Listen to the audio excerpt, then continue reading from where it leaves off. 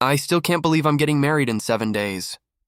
I said it out loud, mostly to myself, staring at the ring box on my desk. The silver band caught the morning light. Amelia's voice echoed in my head. Don't be late to the tasting, babe. She always sounded calm, certain, like love was simple. I grabbed my phone and called her. Hey, sunshine, I said, smiling even though she couldn't see me. You awake? Her voice came soft but distant. Yeah, just heading to a meeting. Sorry, can't talk long. You've been busy lately. I tried to sound casual. Another late dinner? She paused. Work's insane before I take off. You know that. Right, I said quietly. Just miss you, she laughed lightly. You'll see me tonight. I promise. Can't wait, I murmured, though something inside me twisted. When the call ended, I just sat there. Silence filled the room. Thick, uncomfortable. My laptop screen blinked with unread emails, but my thoughts stayed on her tone. It wasn't cold. It wasn't warm either, just... Hello? Olivia knocked before stepping in. She always did that. No warning, just energy. You look like someone stole your dog, she said, tossing her coat onto my couch. I smiled weakly. You ever get the feeling something's off, but you can't prove it? She raised an eyebrow. Define off. Amelia's been different, I said. Late nights, canceled plans. I'm trying not to overthink. She said, crossing her arms. You sure it's not pre-wedding stress? Maybe, I muttered. She says work's busy. PR crisis or something? Has she been home at normal hours? Sometimes. But mostly after midnight. Olivia whistled. That's not normal unless she's saving the company from burning down. I laughed weakly. You think I'm paranoid? No, she said. I think you're in love. And love makes smart people stupid. Her bluntness stung. Thanks for the confidence boost. I'm serious. Ethan, don't be blind to what you don't want to see. Her words lingered even after she left. Later that night, Amelia came over wearing her favorite cream sweater. She smelled like vanilla and hotel soap. You're quiet, she said, sitting beside me on the couch. Just tired, I lied. She smiled faintly. You sure you still want to marry me? What kind of question is that? I tried to laugh, but my voice cracked. She shrugged. You've been distant. I could say the same about you, I said carefully. Her eyes flickered. I told you, work. Right, always work. She frowned. What's that supposed to mean? Nothing, I said quickly. Forget it. She leaned closer, touching my hand.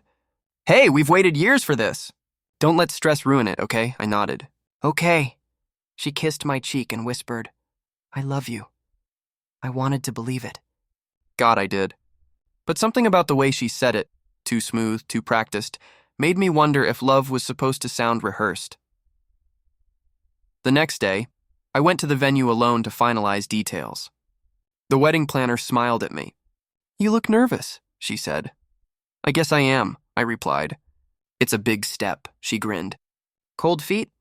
More like warm doubts, I joked. She laughed, but the joke didn't feel funny. Driving home, I replayed the past few weeks. The sudden work trips. The phone always face down. The perfume I didn't recognize. That night, when Amelia called, I almost didn't answer. Hey, handsome, she said cheerfully. You okay? Yeah, I said. Just thinking about the vows. Oh? Got something romantic planned? I was going to start with, I never thought I'd find someone I could trust completely. I paused. You like it? Of course, she said quickly. That's sweet. There was noise in the background. Music, laughter, maybe glasses clinking. Where are you? I asked, still at the office. Client dinner, she said smoothly. It's loud for an office.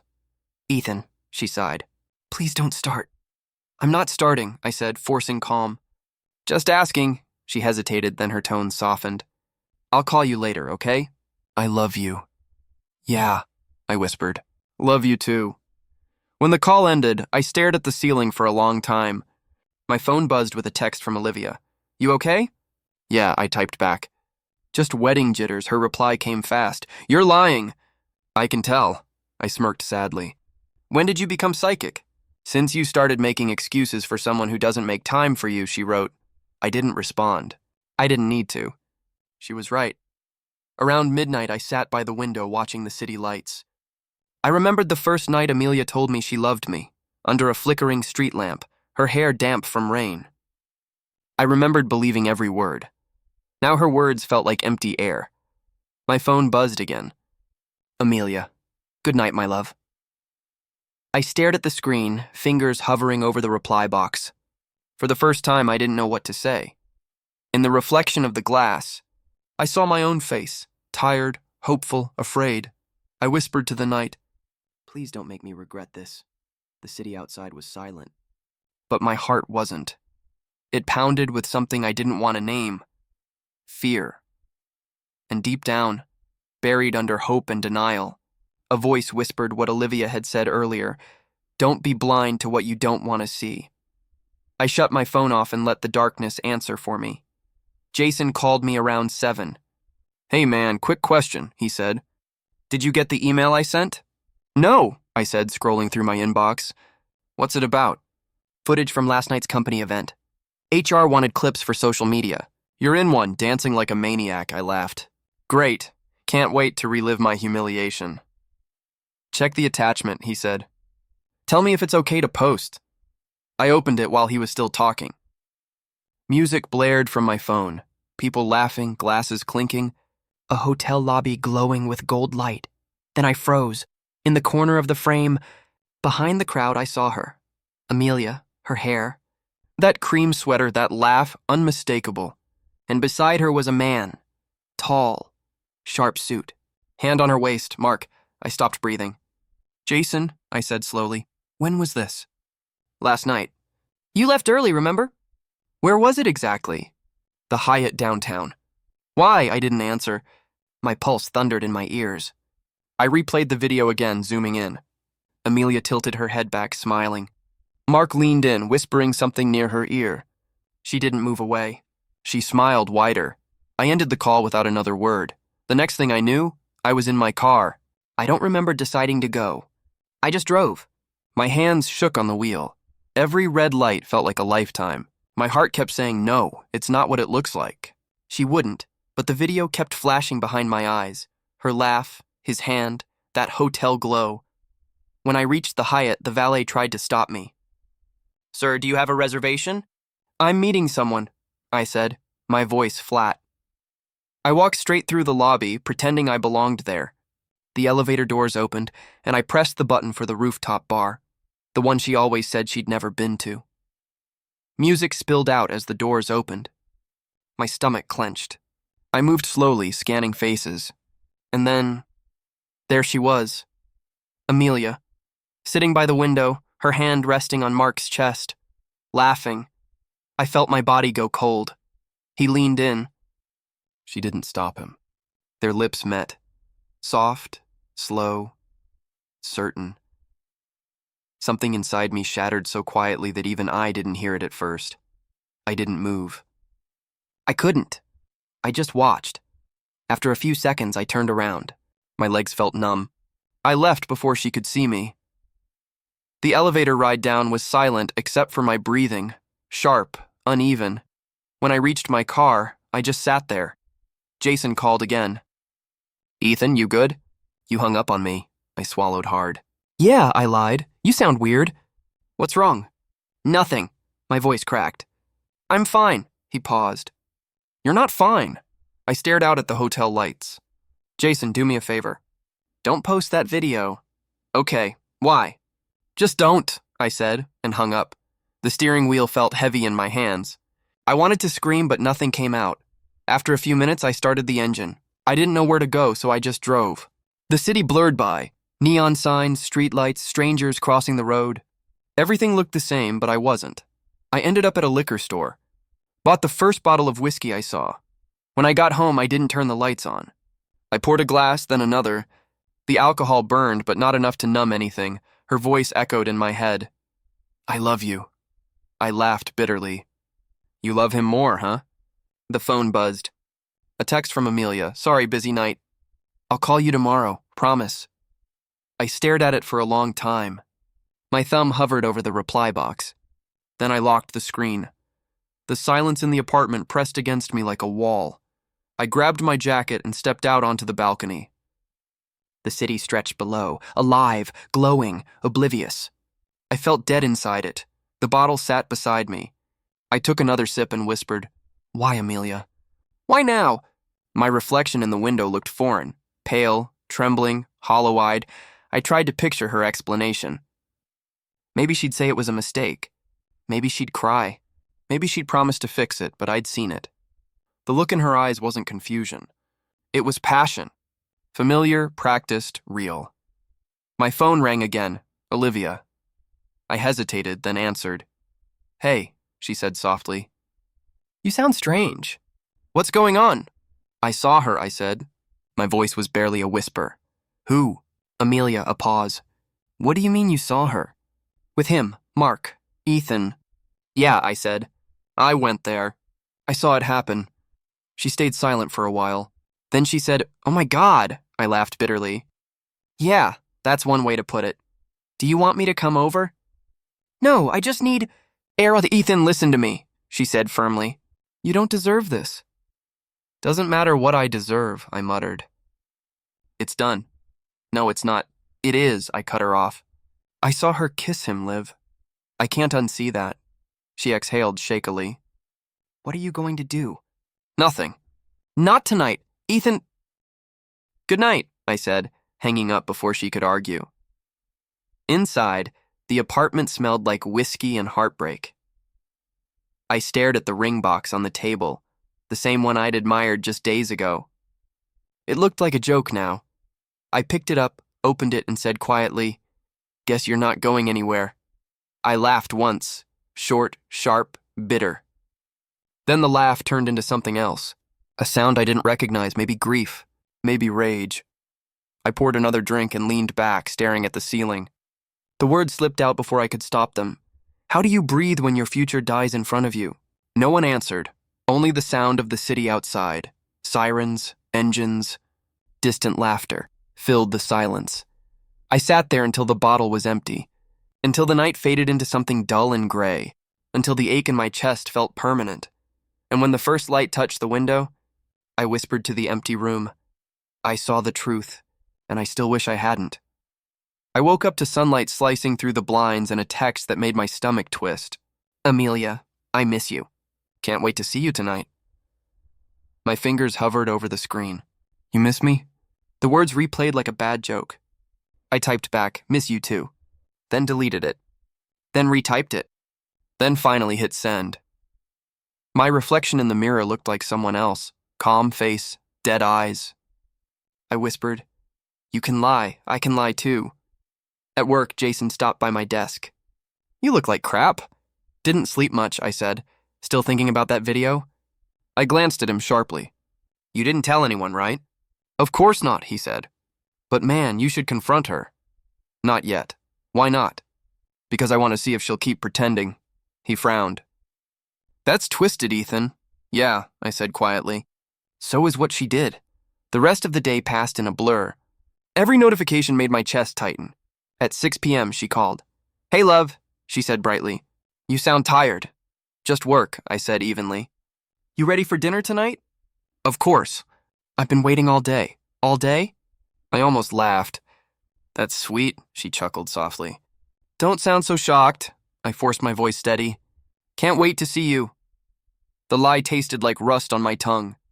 At 7, I stood outside the restaurant, the same place we went on our first anniversary. She arrived 5 minutes late, glowing like nothing was wrong. Her perfume hit me first, that same vanilla scent that haunted my nightmares now. She smiled. "Hey, handsome." "Hey," I said. "You look beautiful." "Do I?" She teased, sitting down. "You always do." The waiter came, took our orders. She talked. About flower arrangements, the honeymoon in Greece, her dress fitting. I nodded in all the right places. She laughed between sentences. "You're so quiet tonight." "Cold feet?" "Something like that," I said softly. She leaned forward, concern flickering in her eyes. "Ethan, you're scaring me." "What's wrong?" "Nothing," I said, forcing a smile. "Just overwhelmed. Big week ahead." She reached for my hand. "I know. But it's going to be perfect." Her fingers were warm. I stared at them, the same hands that had touched him. My throat tightened. "Amelia," I said quietly, "do you ever regret anything?" She blinked. "Regret? Like what?" Anything at all, she laughed lightly. Of course not. I'm marrying you, aren't I? That line hit harder than any slap could have. I smiled thinly. Yeah, you are. She went back to talking about guest seating charts. I barely heard her. Her lips moved, words spilling out like water, meaningless and constant. I watched her mouth form lies so easily, so beautifully. Inside, I whispered, "You're good. Too good." When the food came, she picked at her salad. "You're not eating?" "I'm not that hungry," she frowned. "You sure you're okay?" "I'm great," I said. "Best I've ever been." She smiled again, relieved, unsuspecting. When the check came, I paid. She squeezed my arm. "You're still my favorite man." "Still?" I asked. She giggled. "Always." The word burned. Outside, the night air felt thick. She wrapped her arms around me. I missed this." I held her close but didn't hug her back. "Yeah," I murmured. "Me too," her voice softened. "You know, sometimes I get scared." "Scared of what?" "That I'll mess things up. That I'm not good enough for you." I swallowed hard. "You're perfect, Amelia." She looked up at me. "You mean that?" "Every word." She smiled and kissed me, soft, practiced, empty. I didn't kiss back. She didn't notice. When she pulled away, she laughed. "You're acting weird. Guess I'm just tired." "Well," she said, "rest up.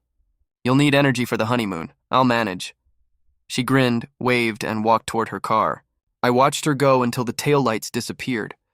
When I got home, I sat in the dark again. The silence felt familiar now. I opened my phone, scrolled through her texts. "Miss you already. Drive safe. Love you." I stared at the words until they blurred. Then I typed back, "Love you too." I pressed send, then whispered, "Another lie for another lie." I poured a drink, just one. I didn't need more. The numbness was enough. My mind replayed the dinner, her laugh, her touch, her easy confidence. She didn't feel guilty. She didn't even flinch. That was when something inside me clicked, a quiet shift, like a door closing. If she could fake love, I could fake forgiveness. I'd play the same game. Smile when she smiled. Hold her when she reached out. Pretend everything was fine, and when the time was right, I'd show her what truth really looked like. The whiskey burned going down, but the thought of revenge burned hotter. I whispered into the empty room, "You lied to me, Amelia. Now it's my turn." The city lights flickered through the window, painting her name across my wall like a ghost I couldn't erase. Somewhere deep inside, the man who loved her was dying. And the man who would destroy her was waking up. Jason leaned against my cubicle wall the next morning. "You look like death," he said. "I feel worse," I replied. "You sleep at all?" "Didn't try," he hesitated. "You gonna talk to her?" "Eventually," I said, staring at my screen. "But first I need something," he frowned. "What kind of something?" "The original footage." From that night, he blinked. "Ethan, that's HR property. Why?" "I just need it," I said quietly. "To make sure I saw what I think I saw," he sighed. "Man, this sounds bad." "It is." After a long pause, he said, "Give me a few hours. I'll see what I can do." When he left, I sat there, hands shaking. My inbox filled with wedding reminders, florist invoices, seating charts, photographer confirmations. All meaningless now. At noon, Jason texted, "Meet me at the parking lot." I found him leaning against his car, holding a small flash drive. "You didn't get this from me," he said. I took it. "You're a good friend." "I'm a stupid one," he muttered. "What are you planning?" "Truth," I said. "Nothing else." He looked at me for a long moment. "Be careful, Ethan. Sometimes truth burns everything." I nodded. "Maybe it should." Back home, I plugged the drive in. The screen filled with hotel footage, people dancing, drinking, laughing. I skipped ahead until I saw her, Amelia, in Mark's arms. Smiling like she belonged there, no denial left. No, maybe. Just proof. I hit pause and stared at the frozen frame. Her eyes glowed under the dim light, happy, free, unashamed. I whispered, "You didn't even hesitate." I opened a video editor and trimmed everything else out. No sound, no excuses. Just 40 seconds of betrayal. A clean wound. When it was done, I saved it with a single word. Truth MP4. My phone buzzed. A text from Amelia. How's my favorite man doing? I almost laughed. Favorite man, I typed back. Good. Just finishing something important. She replied with a heart emoji. I stared at it until the screen dimmed. Then I called Olivia. She answered instantly. You sound off again. I'm fine, I lied. Liar, she said. What happened now? I confirmed it. Silence. Then, you mean... Yeah, I said. I got footage. Oh, Ethan. I'm not sending it to her, I said. I'm sending it to her father. What? He deserves to know what kind of daughter he's giving away, she gasped. Ethan, that's extreme, is it? I snapped. He's the one who told me, if she ever hurts you, I'll know what kind of daughter I raised. She hesitated. You think that'll fix anything? No, I said. It's not about fixing. It's about ending. Then what happens to you? I swallowed. Maybe I finally sleep. Ethan. Olivia, I cut her off. Don't try to stop me. She sighed heavily. I'm not stopping you. I just don't want you to regret the ashes afterward. Too late for that. When the call ended, I sat in silence. The apartment felt colder than usual. I opened my laptop and composed an email. To Thomas Carter. Subject line, you deserve the truth before the wedding. I hovered over the attachment. My hands shook. The cursor blinked, waiting. I heard Amelia's voice in my head. Every I love you, every forever, every lie. I clicked attach, then stopped. My mind whispered, is this justice or cruelty? I closed my eyes, exhaling. The line between the two felt thinner than air. The phone rang. Her name flashed on the screen, I answered. Hey babe, she said softly. You sound weird, do I? Yeah, everything okay? Just tired, she laughed lightly. You're always tired lately. You sure you still want to marry me? That question again. It felt like poison. Of course, I said smoothly. You're all I ever wanted, she smiled through the line. Good, because I've got a surprise for you. Oh yeah? You'll see tonight, she teased. Love you.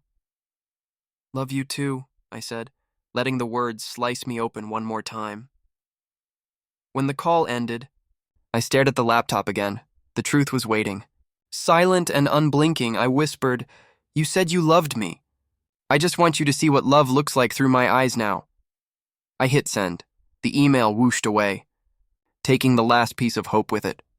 My chest felt hollow, but beneath the emptiness was something steadier. Clarity. I poured a drink and stepped out onto the balcony. The city lights flickered below, reflecting off the glass in my hand. The phone buzzed again, points a text from Amelia. Dinner at Dad's tomorrow. Don't be late, I smiled faintly. Oh, I won't. I looked out over the city and whispered, I did what you couldn't. I told the truth. The night wind brushed against my face, cold but freeing. For the first time in days, my heartbeat slowed. Jason texted, You good? I replied, yeah, for once I actually am. He sent back a single word. Whatever you did, be ready for the fallout. I stared at that word. Fallout. Maybe he was right. Maybe everything would burn after this. But at least it would burn honest. I looked down at the ring box on the table, still unopened, still mocking me. I whispered, You'll never wear it now, Amelia. But I'll make sure you remember why. The wind carried the words away, soft as smoke, and somewhere in the distance, I imagined Thomas Carter opening his email, watching those 40 silent seconds that would end everything. The truth was out. The lie was over. And for the first time since it all began, I felt alive. The phone rang early, too early for anyone to call unless something was wrong. I stared at the screen. Thomas Carter. My stomach clenched. I answered. Mr. Carter. There was silence. Then his voice came low and broken. Ethan. I've seen the video. I said nothing. He exhaled shakily. I didn't want to believe it. I didn't either, I whispered. Where did you get it? Does it matter? He paused. No, he said finally. What matters is, I know now. Another silence. The kind that weighs more than words. He cleared his throat.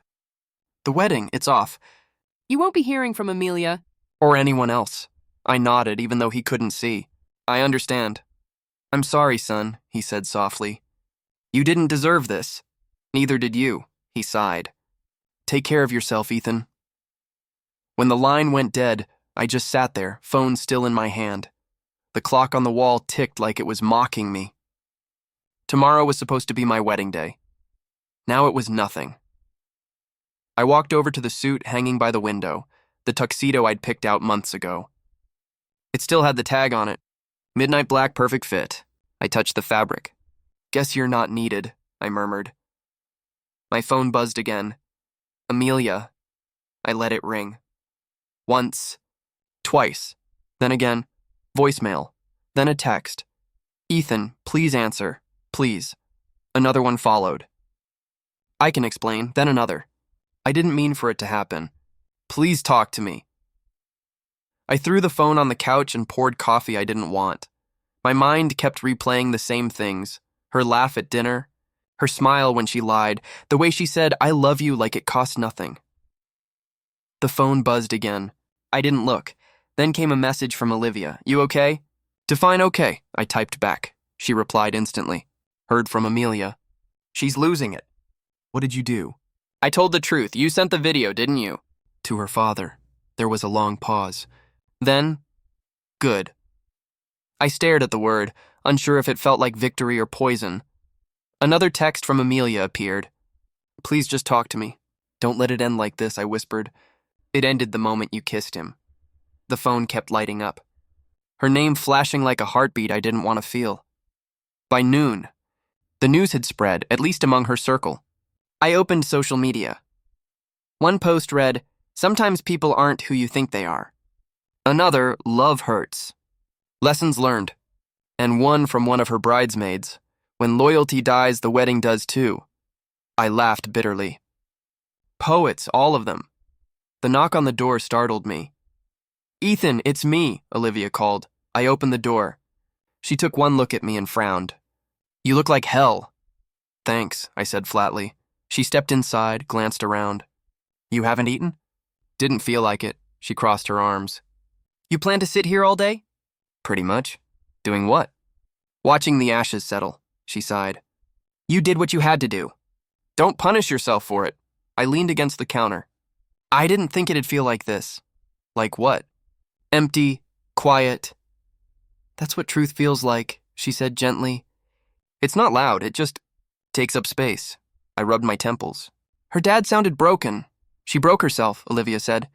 You just showed him the truth. I looked at her. You think I did the right thing? I think she did the wrong thing first. Silence filled the room. Then she added, You didn't destroy her, Ethan. She destroyed herself. I swallowed hard. Then why do I still feel like the villain? Because you cared. I sat down, staring at the ring box still on the table.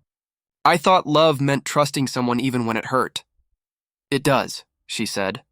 But not when they use that trust as a weapon. Her words hung in the air.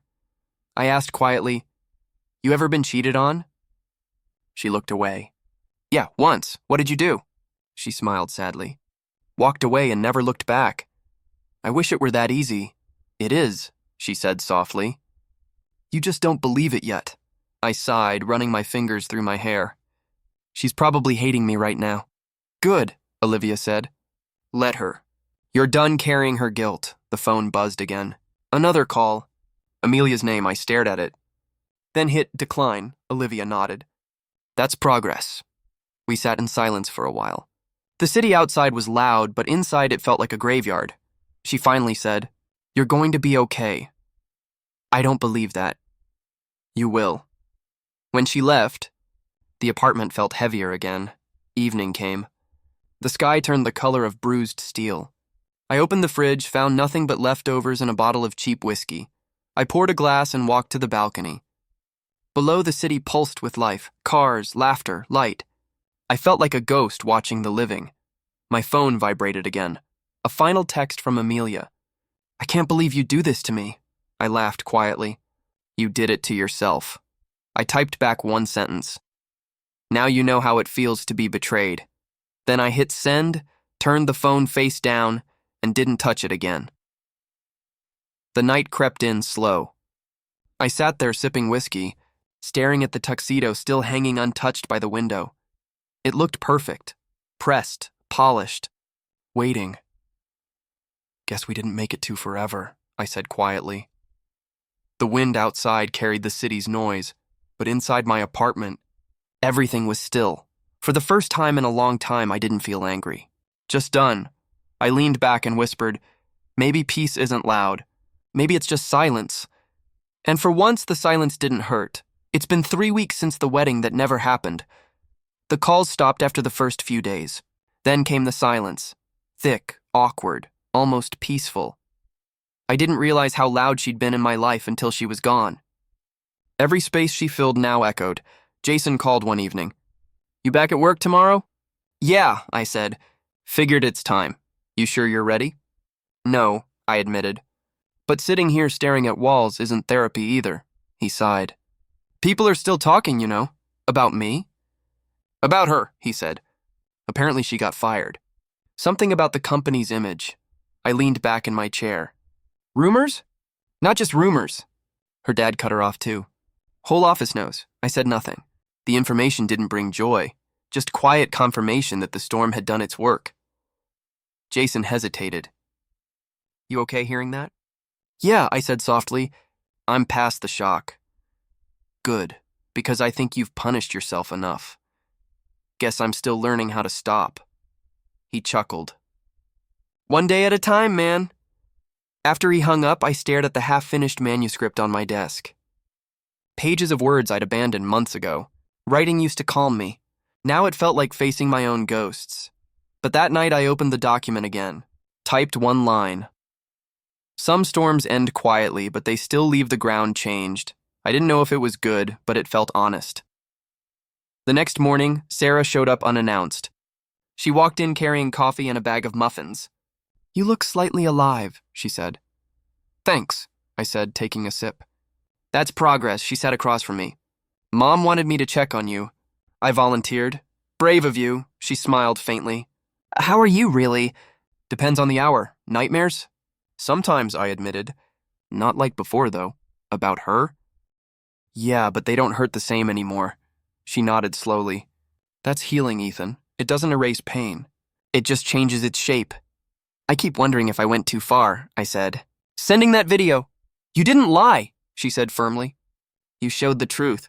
What people do with it isn't your burden. Feels like it sometimes. She reached over, touched my hand. Closure isn't about them. It's about choosing peace, I exhaled. I'm trying. I know, she said gently. But peace doesn't chase you. You have to walk toward it. I nodded, letting the words sink in. Do you think she hates me? Probably, she said honestly. But hate fades too. I don't hate her, I said quietly. Not anymore, Sarah smiled. Then you're already ahead. After she left, I sat by the window watching the rain. The sound was soft, rhythmic, almost forgiving. My phone buzzed on a notification. Someone had tagged me in a post. I opened it hesitantly, a picture of me and Jason at work. Caption, back on his feet. Stronger than before, I almost smiled. Then another notification appeared. Amelia's account had gone private. No words. No closure. Just disappearance, I whispered. Good. The next few days felt lighter. I worked, wrote a little, slept better. My dreams still carried traces of her. A laugh, a touch, a memory. But when I woke up, I didn't feel that familiar ache. Just a quiet acceptance. One night, I called Olivia. She answered instantly. You alive? Mostly. That's improvement. Jason told me about Amelia, I said. She's struggling. She made her bed, Olivia said. You didn't push her into it. I know. It's just strange. I thought seeing her fall would make me happy. And it didn't? No, I said. It just made me feel done. Then maybe that's peace, she said softly. Not fireworks. Just done. We talked for a while about work, life, anything but her. When we hung up, I realized I hadn't thought about the video once during the conversation. That felt new. Before bed, I wrote again. Another line, silence can be cruel, but it's also honest. I read it twice, then smiled faintly. Maybe that was the point. Maybe the silence wasn't punishment anymore. It was freedom. The pen felt heavy in my hand, like it knew what I was about to write would end something. I stared at the blank page for a long time. Then I began. Amelia, I'm not writing this to get an answer. I'm writing because I need to stop speaking to the memory of you inside my head. I paused. The words looked strange and too calm for what I felt. I kept going. I loved you. I still do, in some quiet, exhausted corner of myself. But love without trust is just slow bleeding, and I'm done pretending the wound doesn't exist. I whispered the next line out loud as I wrote it. You taught me what love isn't. The phone buzzed once. A message from Olivia. You okay? Almost, I typed back. Then I kept writing. You'll probably never read this. That's fine. Forgiveness isn't for you anyway. It's for me. I forgive you because I refuse to keep carrying your mistakes on my back. I stopped again. My throat tightened. I used to think closure came from hearing, I'm sorry. Now I know it comes from saying, I'm done. The words felt final, peaceful. When I finished, I folded the paper neatly, slid it into an envelope, and wrote her name on the front. No address, no stamp. Just Amelia. The night air outside was cool as I drove. The streets were half asleep, headlights sweeping over empty sidewalks. I ended up at the old park, the one where she first kissed me under that flickering lamppost. The same place where years ago she whispered, forever. I laughed softly. Guess forever had an expiration date. The park was quiet. The world smelled like rain and leaves. I walked to the big oak near the bench where we used to sit. My footsteps echoed in the dark. I crouched, set the letter beneath the tree roots, and pressed my palm to the ground. There. That's where you stay. For a moment, I just stood there, breathing. In my head, she spoke again. That gentle voice that once owned me. Do you still hate me? I answered out loud, no, not anymore. The wind moved through the branches, soft and low. I imagined it carrying my words somewhere she'd never hear them. My phone rang. Sarah this time. I answered quietly. You're out late, she said. I'm saying goodbye. To her? To everything, I said. She hesitated. You sound lighter. I am. That's good, she said. You deserve light, I smiled. Tell Mom I'm fine. I will. When I hung up, I looked at the letter one last time. I hope you find peace, I whispered. Even if it's not with me. The sky started to brighten, that thin blue before sunrise. I took a breath, long and steady, and felt something loosen inside my chest. I turned to leave, and as I walked away, I said quietly to the empty air, some stories end in silence, but mine began the moment I stopped waiting for an apology.